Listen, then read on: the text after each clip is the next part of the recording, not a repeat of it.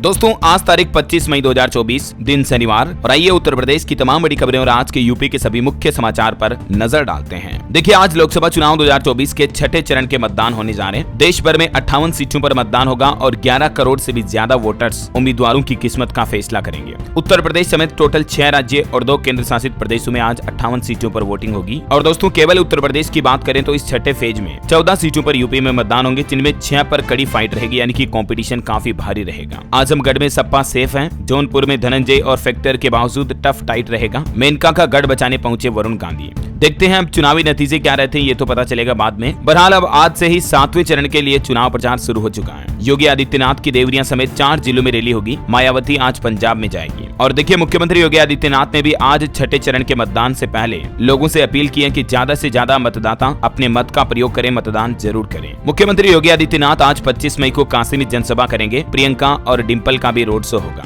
मुख्यमंत्री आज 80 घाट पर जनसभा को संबोधित करेंगे। विधायक ने कार्यक्रम स्थल का निरीक्षण भी किया। और वहीं देखिए अगली बड़ी खबर, वोटिंग डेटा को सार्वजनिक करने की मांग को लगा बड़ा झटका। सुप्रीम कोर्ट बोला कि चुनाव के बाद होगा फैसला। दरअसल छठे चरण के मतदान से पहले सुप्रीम कोर्ट ने भी एक बड़ा फैसला सुनाया और प्रति बूथ पर यानी हर एक बूथ का डेटा प्रकाशित करने का निर्देश देने से इनकार कर दिया है। इस संबंध में सुप्रीम कोर्ट में एक याचिका लगाई गई थी कि बूथ वाइज डेटा अपलोड किया जाए ऑनलाइन, लेकिन सुप्रीम कोर्ट ने कहा कि हम ये निर्देश नहीं दे सकते हैं क्योंकि 5 चरण की वोटिंग ऑलरेडी हो चुकी है और चुनाव आयोग के लिए मेन पावर जुटाना काफी मुश्किल होगा। यही वजह है कि सुप्रीम कोर्ट ने मना कर दिया इस डेटा अपलोड करने को लेकर। और चलिए अगली बड़ी खबर देखिए, गाजियाबाद की सड़कों को मिलेगा यूनिक आईडी नंबर। संपत्तियों का डेटा भी अब ऑनलाइन किया जाएगा। वही देखिए योगी सरकार की तरफ से एक नया आदेश जारी किया गया। उत्तर प्रदेश में अब मैरिज सर्टिफिकेट बनवाते समय देना होगा दहेज का विवरण भी। सरकार की तरफ से आदेश जारी करके कहा गया है कि उत्तर प्रदेश में अब जो लोग शादी का प्रमाण पत्र बनवाना चाहते हैं तो ये बनवाते समय वर वधु को दहेज का विवरण भी देना पड़ेगा, मतलब कितना दान दहेज मिला उन्हें शादी के दौरान। ये डिटेल अब मैरिज सर्टिफिकेट के फॉर्म में भरनी होगी। सरकार की तरफ से ये नया आदेश जारी किया गया है ना। चलिए अगली बड़ी अच्छी खबर आ रही है, राम मंदिर में मोबाइल फोन पर बैन लग चुका है। ट्रस्ट ने आईजी के साथ बैठक में ये निर्णय लिया। अयोध्या राम मंदिर में अब चाहे आम आदमी हो या कोई खास हो, मोबाइल फोन नहीं ले जा सकेंगे, यानी कि अब वीआईपी लोग भी राम मंदिर परिसर में फोन नहीं ले जा सकेंगे। ये प्रतिबंध लागू कर दिया है प्रशासन की तरफ से, ये बड़ा फैसला लिया गया। वैसे राम मंदिर श्रद्धालुओं के लिए एक अच्छी खबर है। सितंबर में एक नई व्यवस्था, नई सुविधा शुरू होने जा रही है। रामलला के साथ साथ श्रद्धालुओं को कुबेर नवरत्न टीला पर विराजित कुबेश्वर महादेव के दर्शन भी होने लगेंगे। सितंबर महीने से ही ये शुरू हो जाएंगे, है ना। चलिए बड़ी खबर आ रही है, ग्रेटर नोएडा से लिखी यूपी के विकास की गाथा। फिर होगा यूपी इंटरनेशनल ट्रेड शो।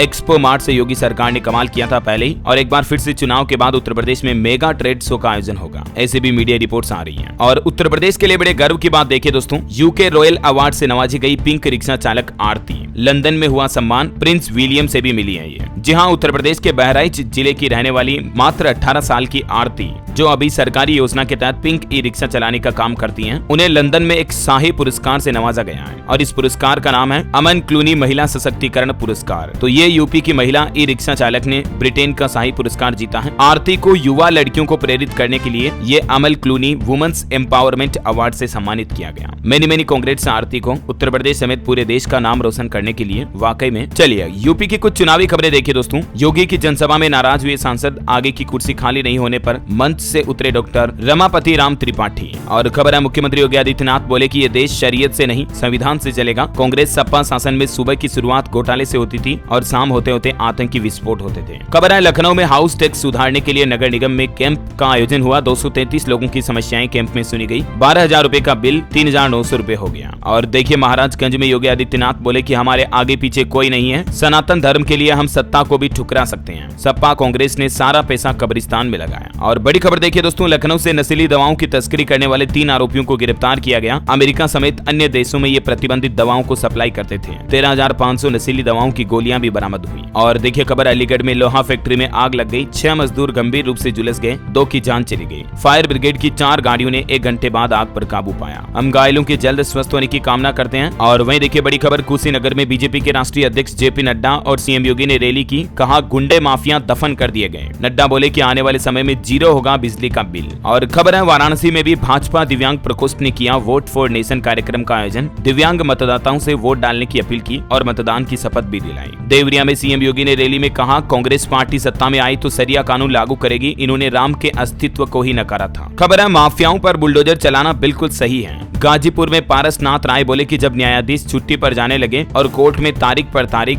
पे तारीख पढ़ने लगे तब जाकर बुलडोजर चला। वही देखिए प्रधानमंत्री नरेंद्र मोदी ने कहा कि मैं काशी का हूँ, मैं अविनाशी हूँ, हमारी सरकार की कोई एक्सपायरी डेट नहीं है। प्रधानमंत्री काशी में बोले कि आपके प्यार ने मुझे बनारसी बना दिया। पीएम मोदी ने काशी के 2000 लोगों को एक चिट्ठी भी लिखी और 1 जून के लिए स्पेशल मांग भी की। पीएम बोले कि मुस्लिमों की 77 जातियों को बना दिया ओबीसी, इन्हें हर जगह मिल रही है मलाई। हाल ही में कलकत्ता हाईकोर्ट के द्वारा जो ओबीसी आरक्षण को खत्म करने का आदेश सुना है उस पर पीएम मोदी ने यह तंज कसा। वहीं देखिए गृह मंत्री अमित शाह भी बोले कि पाक अधिकृत कश्मीर को भारत का अभिन्न अंग हम बनाकर रहेंगे। पीएम ने भी कहा कि मैं खुद लाहौर जाकर पाकिस्तान की ताकत चेक करके आया हूँ। उन्होंने कहा कि अल्लाह तौबा चिल्ला रहे थे, है ना। तो ये कुछ इलेक्शन का अपडेट चल रहा। और चलिए दोस्तों अब अपन आज के उत्तर प्रदेश के मौसम समाचार पर नजर डाल लेते हैं। देखिए देश के 7 राज्यों में 5 दिन तक हीट वेव का रेड अलर्ट है और इस साल का पहला चक्रवाती तूफान भी आ रहा। 100 से 120 किलोमीटर की रफ्तार से हवाएं चलेगी। रेमल इस चक्रवात तूफान का नाम है जो कि पश्चिम बंगाल में लैंडफॉल करेगा। 25-26 मई को यह पहला चक्रवात तूफान आ सकता है। बंगाल के अलावा भी आसपास के तटीय इलाकों वाले राज्यों में इस तूफान का गंभीर असर देखने को मिलेगा। और अभी दोस्तों गर्मी भी इतनी ज्यादा पड़ रही है। देखिए हमारे देश में 3 राज्यों में गर्मी ने 24 घंटों में 11 लोगों की जान ले ली। केरल में तो बारिश इतनी हो रही कि 7 लोगों की मौत हो गई। तो कुल मिलाकर आप बढ़ती गर्मी में सावधान रहें। राजस्थान में भी देखिए लू से आज भी 5 और लोगों की जान चली गई। कल भी 10 लोग जान गंवाए थे राजस्थान में। जहां तक बात करें अपन उत्तर प्रदेश की तो देखिए प्रचंड गर्मी के बीच आईएमडी की तरफ से एक खुशखबरी दी गई है। यूपी समेत देश के कई राज्यों के लिए चक्रवाती तूफान मेहरबान होगा और इससे जो बारिश होगी उस वजह से तापमान में गिरावट आएगी। देखिए आप उत्तर प्रदेश के भी 14 शहरों में आंधी बारिश का अलर्ट है। हालांकि 6 जिलों में हीट वेव चलेगी और आज से नौतपा की शुरुआत भी होने जा रही तो तापमान और बढ़ सकता है। अगले 24 घंटों के दौरान मौसम की संभावित गतिविधियां क्या रहेगी देख सकते हैं आप। और क्योंकि आज 25 मई से दोस्तों नवतपा की शुरुआत होगी, मतलब सूर्यदेव राशि परिवर्तन करेंगे। रोहिणी नक्षत्र में प्रवेश करने के बाद गर्मी और ज्यादा बढ़ जाएगी। तो आप इस बढ़ती हुई गर्मी में जरूर सावधान रहें। खुद का ध्यान रखें, अपने आप का, बड़े बुजुर्गों का विशेष ध्यान रखें, है ना। सहारनपुर में भी 30 मई तक बढ़ेगा पारा। अधिकतम तापमान 39 डिग्री तक पहुंचा। अगले 7 दिन अब हीट वेव का अलर्ट है। ओके और चलिए दोस्तों मौसम के बाद अब अपन उत्तर प्रदेश की कुछ और महत्वपूर्ण और काम की खबरें देख लेते हैं। लेकिन खबरों में आगे बढ़े इससे पहले आपसे एक छोटी सी गुजारिश है। अगर आपने डेली यूपी न्यूज चैनल को अभी तक भी सब्सक्राइब नहीं किया ना तो इसे सब्सक्राइब करके बेल आइकन दबा दो और इस वीडियो पर एक छोटा सा प्यार भरा लाइक भी कर दीजिएगा ताकि आपको अपने राज्य उत्तर प्रदेश की तमाम बड़ी खबरें और यूपी के डेली मुख्य समाचार तुरंत आपके मोबाइल पर मिलते रहेंगे, है ना। और चलिए टाइम वेस्ट बिल्कुल भी नहीं करेंगे, सीधा आगे बढ़ते हैं खबरों में। देखिए यूपी पीसीएल ने नोएडा की 15 सोसाइटियों को जारी किया नोटिस। लोड बढ़ाने और इंफ्रास्ट्रक्चर को बेहतर करने के निर्देश दिए क्योंकि अभी गर्मी में बिजली का पावर कंजप्शन काफी ज्यादा हो रहा है। और खबर है कासगंज में दिव्यांगों ने डीएम को दिया ज्ञापन। रेलवे के रियायत पास स्थानीय स्टेशन पर उपलब्ध कराने की मांग की।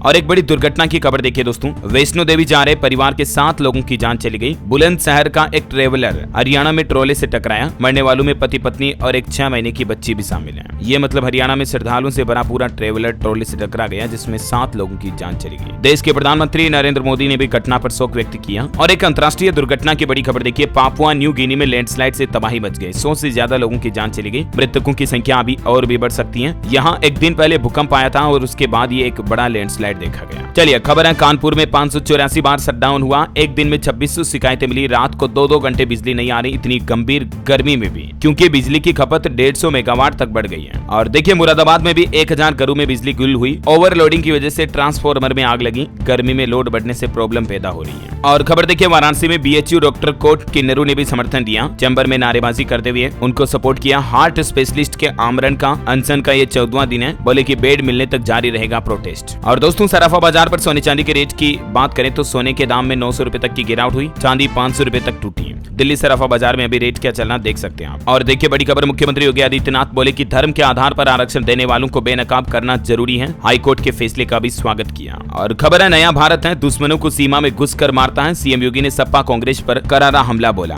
पूर्व केंद्रीय मंत्री संतोष गंगवार की धर्मपत्नी के निधन पर भी सीएम योगी ने शोक जताया और दुख दर्द संवेदना व्यक्त की। वहीं देखिए अलीगढ़ में कल एक मामला सामने आया था। मैंने आपको बताया था कि 1100 क्विंटल चीनी गायब हो गई और जिम्मेदार लोगों का यह कहना है कि इस चीनी को चूहे खा गए। इसकी कीमत की बात करें तो 35 लाख रुपए की चीनी क्या चूहे खा गए। इसमें एक बड़े गबन की बू आ रही है, मतलब बड़ा गड़बड़ घोटाला हो सकता है। देखते हैं, जांच के बाद पता चलेगा। और खबर देखिए आप, ज्ञानव्यापी परिसर में स्थित वजू खाने के सर्वे पर जुलाई में हाईकोर्ट में सुनवाई होगी, है ना। और खबर है सीएम योगी आदित्यनाथ के आवास पर आरएसएस और बीजेपी का मंथन हुआ। दलित वोटरों पर बढ़ेगा फोकस। 27 सीटों के लिए बनी रणनीति। चलिए दोस्तों कुछ नेशनल न्यूज अपडेट देख लेते हैं। देखिए सरकार की नई पहल, आयुष बीमा के लिए तय होंगे अस्पताल। केंद्र सरकार के साथ बीमा कंपनियों के सीईओ की 27 तारीख को दिल्ली में बैठक होगी और जल्द ही आयुष बीमा के लिए देश के सरकारी और प्राइवेट अस्पतालों अस्पतालों को सूचीबद्ध किया जाएगा, इनकी लिस्ट बनाई जाएगी। और सरकार ने एक नया नियम भी लागू कर दिया, अब ऐसे नहीं मिलेगा आयुष्मान कार्ड का लाभ, फिंगरप्रिंट के बाद ही होगा इलाज। ये नया नियम क्या है तो जरा समझिए आप। अभी तक सरकारी अस्पतालों में आयुष्मान कार्ड धारकों को कार्ड होने के साथ ही अस्पताल में भर्ती कर लिया जाता था, लेकिन अब मरीजों को भर्ती होने पर अपना फिंगरप्रिंट बायोमेट्रिक डेटा देना जरूरी होगा। उसका पंजीकरण करवाने के बाद ही उन्हें हॉस्पिटल में एडमिट किया जाएगा। और भी ज्यादा जानकारी आप देख सकते हैं इस बारे में। और महिलाओं, माताओं, बहनों को लेकर एक रिपोर्ट सामने आ रही है कि प्रसव के समय एपिड्यूल के इस्तेमाल से मां की जान का जोखिम 35% तक कम किया जा सकता है। लाखों गर्भवती महिलाओं पर वैज्ञानिकों द्वारा किए गए अध्ययन में यह खुलासा सामने आया है। और ये एपिड्यूरल क्या है? ये एक एनेस्थीसिया प्रक्रिया ही है जो कि प्रसव के दौरान दर्द कम करती है। और बड़ी खबर आ रही है, 60 दिनों में 6 लाख से ज्यादा मोबाइल फोन कनेक्शन री-वेरीफाई किए जाएंगे।